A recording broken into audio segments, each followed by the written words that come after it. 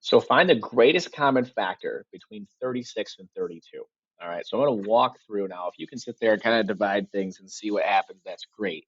But if I'm not sure, then I should just go to the calculator, go to the y equals menu, clear out whatever's in there, and then just type in 36 divided by x, and that will give me the factors of 36.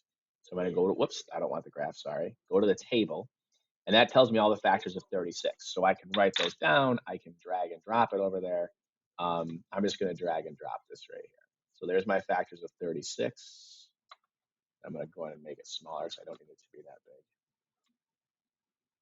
All right, so there's my factors of 36. Now, if I'm taking a test or something on paper, I'm going to have to write them down. There's my factors of 36. I only want the whole numbered things. All right, so I'm going to do the same thing with 32. So I'm going to go back into the y equals. I'm going to type 32 divided by x. All right, and I'm going to hit second, and then table, and then drag and drop this guy in here too, and then I'm going to shrink that one. So now I have all of my factors. So I can either write these down, or if I'm working on the computer, I can do this.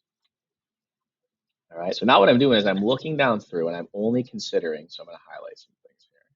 So those are that's not going to work. Highlighter's way too big. Those are factors, those, and those, and those. None of the decimals, okay? And then I don't want 9 and 4 because I've already got it as 4 and 9. Over here, I've got factors that look like that.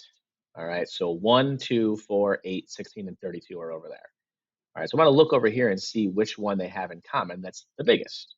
All right, they both have a 1, they both have a 2, they don't both have a 3, they both have a 4. All right, this one had this 36 is right here. Sorry, and this is 32. 36 has a 6, but 32 doesn't. 36 has a 9 and it doesn't. So the only ones that match up are 1, 2, and 4. So the greatest common factor here is 4.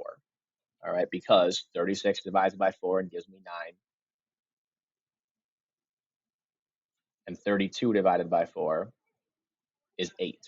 And 4 is the biggest number I can divide into both that gives me a whole numbered answer. So that's what I'm looking to do here.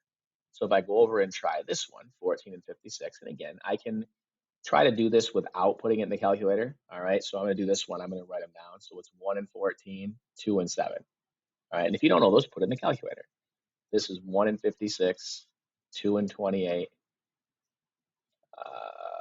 4 and 14,